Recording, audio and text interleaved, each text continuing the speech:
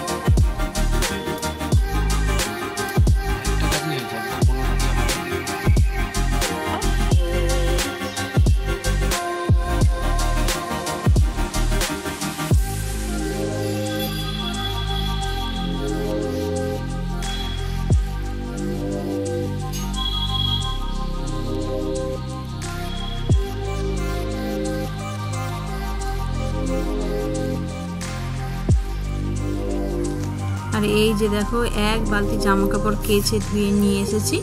চলো এগুলোকে মেলে দিই। এই যে দেখো, চারিদিকে মেলে দিয়েছে। আর আকাশে দেখছো কীরকম ঝলমলে রোদ্দুর উঠেছে। বেশিক্ষণ লাগবে না, তার মধ্যেই এগুলো শুকিয়ে যাবে। চলো এগুলোর মতন শুকোক, আমি চলে যাই সোজা রান্না। শুভ সকাল বন্ধুরা, নতুন একটা দিনে নতুন সকালে আপনাদের সকলকে স্বাগত জানাই আমার বঙ্গোপমা চ্যানেলে। আজ মঙ্গলবার, অনেক সকাল থেকে আমার সকালটা আজকে শুরু হয়েছে। ওদিকে তো সকাল সকাল দেখালাম, সকালবেলায় কতগুলো কাজ আগেই সেরে ফেলে তারপরে রান্নাঘরের কাজ শুরু করি। রোজ তো রান্নাঘর দিয়ে শুরু করি, তাই ভাবলাম আজকে রান্নাঘরের আগে কি করি সেগুলো তোমাদের সঙ্গে শেয়ার করি। আর সবচেয়ে যেটা উপরি পাওনা আজকে, সেটা হচ্ছে আমার জুঁই ফুল গাছ। দেখেছো কি অপূর্ব লাগে বলো? সকাল সকাল এরকম একটা জিনিস দেখলে মনে হয় পুরো দিনটাই ভালো যাবে। আর সেই সঙ্গে তোমাদের সঙ্গেও শেয়ার করলাম যাতে তোমাদের দিনটাও আজকে খুব খুব খুব ভালো যাক। তাহলে চলো আজকের দিনটাকে এখান থেকেই শুরু করি। আর এখানে আমার রান্না বান্না অলরেডি শুরু করে দিয়েছি। এখানে ভাত আমার হয়ে গেছে, ডাল বসিয়েছি। আর এই যে কালকে দেখালাম সবজি কেটেছি, সেই সবজিগুলোকে ধুয়ে রেডি করে নিয়েছি। এদিকে কড়াও বসিয়ে দিয়েছি। চলো রান্না তোমাদের সঙ্গে আজকে শেয়ার করো এটাই আমি কিভাবে রান্না করি। জানি সামান্য পদ, তাহলেও সামান্য পদকে অসামান্য কিভাবে তৈরি করা হয় সেটাই তোমাদের সঙ্গে শেয়ার করবো। দেখো, কড়াই প্রথমে তেল নিয়ে নিয়েছি, তেলটা গরমও হয়ে গেছে। এবার আমি কটা বড়ি ভেজে নেব। এই চচ্চড়িটাতে বড়ি দেব।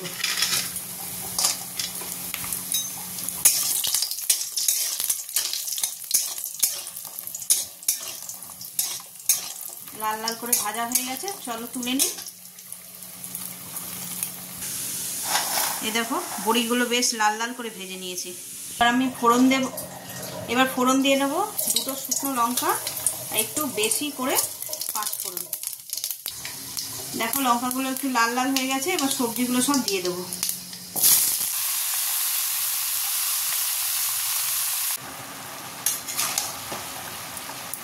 দেখো সবজিটা অনেকটা কমে গেছে। এবার এতে দিয়ে দেব পরিমাণ মতন হলুদ, জিরে গুঁড়ো আর দেব নুন দিয়ে এবার ভালো করে কষিয়ে ঢাকা দিয়ে দিয়ে এটাকে রান্না করব। দেখো সবজিটা একদম সিদ্ধ হয়ে গেছে। এবার এর মধ্যে চিনি দিয়ে দেবো। এবার নিরামিষ তরকারি তো একটু মিষ্টি মিষ্টি ভালো লাগবে।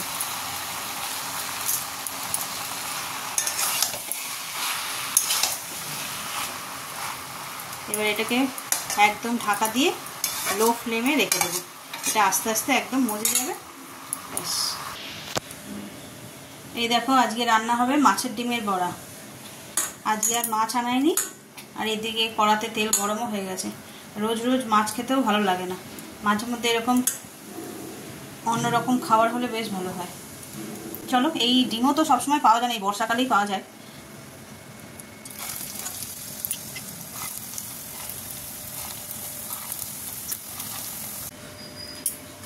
এই দেখো বড়াগুলো ভেজে নিয়েছি, আরো কতগুলো আছে ভেজে নিয়ে একেবারে। এবার পেঁয়াজগুলো দিয়ে দেবো।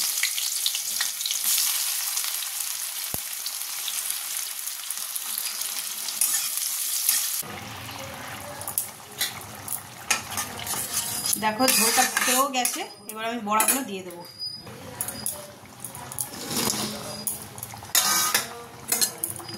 এবার একটু গরম মশলা, শাহি গরম মশলা দিয়ে দিলে পুরো মাংসের মতন স্বাদ হয়ে যাবে। চলো এটা হোক। আর এদিকে আমি এই যে ছেলে স্কুলে যাবে, টিফিন করব, ময়দা বের করেছি একটু মাখি। একদম ভাত খেতে চান না, ওই জন্য একটু ময়দা মাখছি। টিফিনটা করলে অনেকক্ষণ পেটটা ভরা থাকবে, যদি খেয়েও যায় খেয়ে যাবে, নিয়েও যাবে।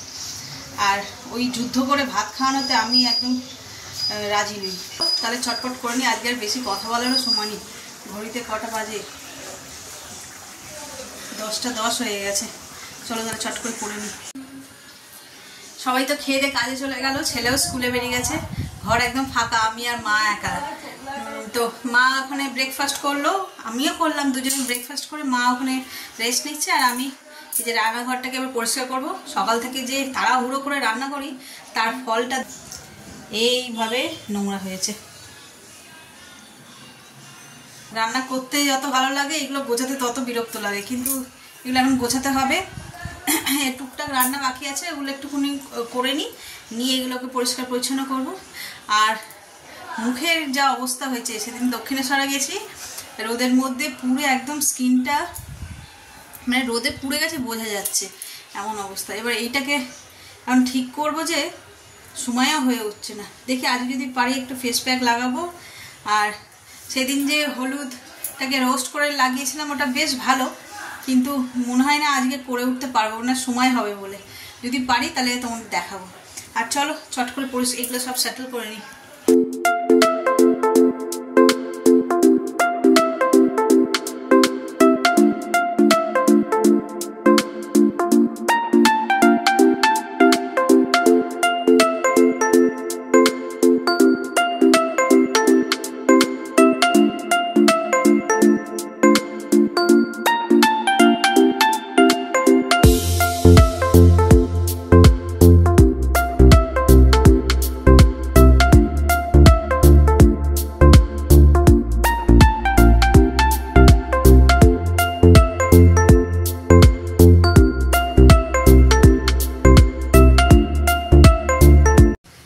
বালতি ভেজানো রয়েছে, ওটা একটু কেচে নিতে পারলে ব্যাস নিশ্চিন্ত।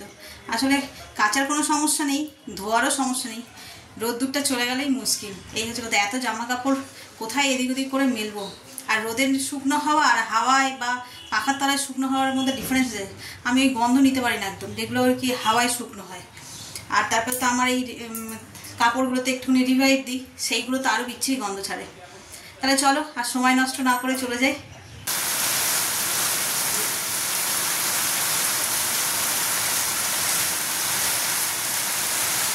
সকালবেলায় 1 পাজা জামা কাপড় কাচলাম, 2 বালতি, রোদ্দুর দেখে দেখো কেমন বৃষ্টির ধারা বইছে। এখন ঘড়িতে বাজে 4টে, ভীষণ ধারায় বৃষ্টি পড়ছে। 3:30 থেকে তো 5 ঘন্টা হয়ে গেল বৃষ্টি পড়ছে।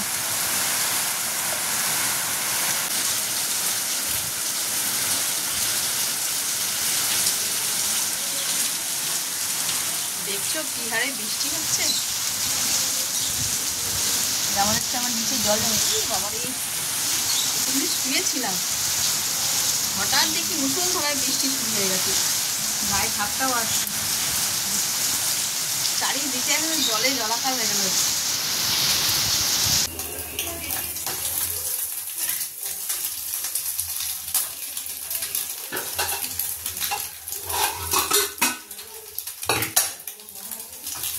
আজ রাতে চানা করবো, এই ভাবি যে এই কি বলে ছোলাটা একটু সিদ্ধ বসিয়ে দিয়ে যাই, আর ওরা ওদিকে পড়তেও চলে এসেছে আজকে তাড়াতাড়ি, আজকে তাড়াতাড়ি আসে না, গিয়ে এসে গেছে।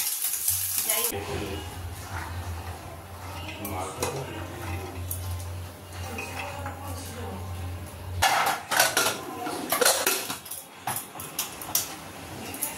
চানাটা এখানে সিদ্ধ বসিয়ে দিলাম, আর এবার ওর খাবারটা দিয়ে দিই, দিয়ে আর আমি ওদের পড়িয়ে নিই। অনন্যারা তো পড়ে চলে গেল, যাই এবার রাতের তরকারিটা করি। আর আজকে বানাবো চানা মশলা। চানা মশলার মধ্যে একটু কিমা নিয়েছি, ওরে কি গরম, একটু কিমা নিয়েছি, কিমা দিয়ে করবো চানা মশলা। তো চলো রান্নাঘরের দিকে যাই। এই যে কড়াই তেল দিয়ে দিয়েছি, এবার দিয়ে দেবো পেঁয়াজ।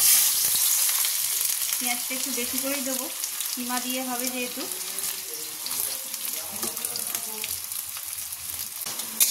দেখো পেঁয়াজগুলো লাল লাল করে ভাজা হয়ে গেছে, এবার এতে মশলাগুলো দিয়ে দেবো। এতে নুন, হলুদ, লঙ্কা, অল্প একটু জিরে, ধনে, যেহেতু মাটন কিমা দেবো সেই জন্য একটু জিরে ধনেটা দিচ্ছি। চলো একটু মশলাটা ভাজা হয়ে গেছে, এবার এতে দিয়ে দেবো বাটা মশলা। বাটা মশলা বলতে আদা, রসুন, কাঁচা লঙ্কা আর টমেটো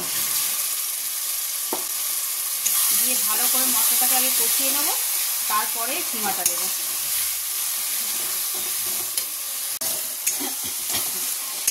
এই যে মশলাটা খুব ভালোভাবে কষানো হয়ে গেছে, এবার এর মধ্যে দিয়ে দেবো কিমাটা। কিমার সঙ্গে আবার একটা চর্বিও দিয়েছে, এটা কষতে কষতেই পুরো গলে যাবে। চলো তাহলে ভালো করে আগে কষে নিয়ে তারপরে দেবো মানে এটা চানাটা। এই যে চানাটা এখানে পুরো বয়েল করে রেখে দিয়েছি, কিমাটা ভালো করে কষা হয়ে গেলে দিয়ে দেবো।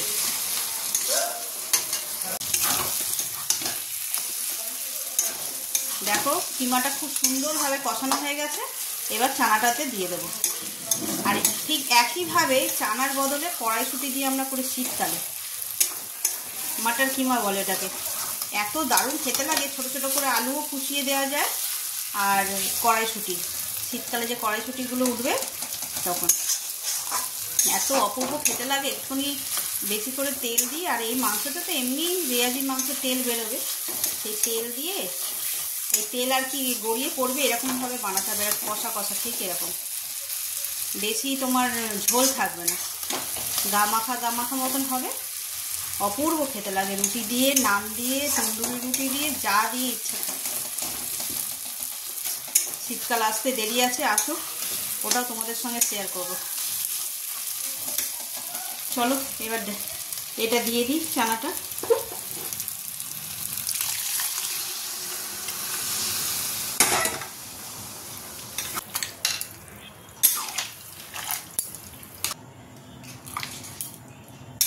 এই দেখো আমার তরকারিটা একদম রেডি হয়ে গেছে, আর সেই স্বাদও মানে অ্যারোমাটা এত ভালো ছেড়েছে। এবার উপর দিয়ে আমি দিয়ে দেবো একটুখানি ধনেপাতা, ব্যাস তাহলেই একদম রেডি। আর এইখানে আমি বানিয়ে নিয়েছি একটু হচ্ছে লাচ্ছা পেঁয়াজ। এই স্যালাডটা এই চানা দিয়ে খেতে আমার ছেলে ভীষণ ভালোবাসে। এই যে এগুলো সব রেডি হয়ে গেছে, ঘড়িতে 10:30টাও বাজে। চলো সবাইকে দিয়ে দিই।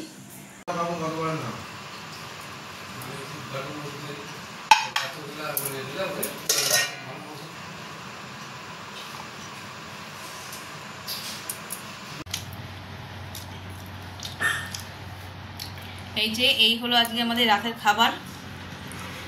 এই যে চানা, রুটি, স্যালাড আর আম নিইনি, ওরা সব খাচ্ছে আম, আমি আম নিইনি, মানে এই তরকারি স্বাদটা পাবো না আমের জন্য। তাহলে চলো আমরা সবাই খেয়ে নিই, আর ব্লগটাকে আজকে এই পর্যন্তই রাখছি। যদি কিছু ভালো লেগে থাকে তাহলে please like, comment, share and subscribe. সকলে সুস্থ থাকবেন, ভালো থাকবেন, ভুল ত্রুটি হলে মার্জনা করবেন, সংশোধন করবেন। আগামীকাল আবার একটা নতুন ব্লগের সঙ্গে দেখা হচ্ছে। Good night.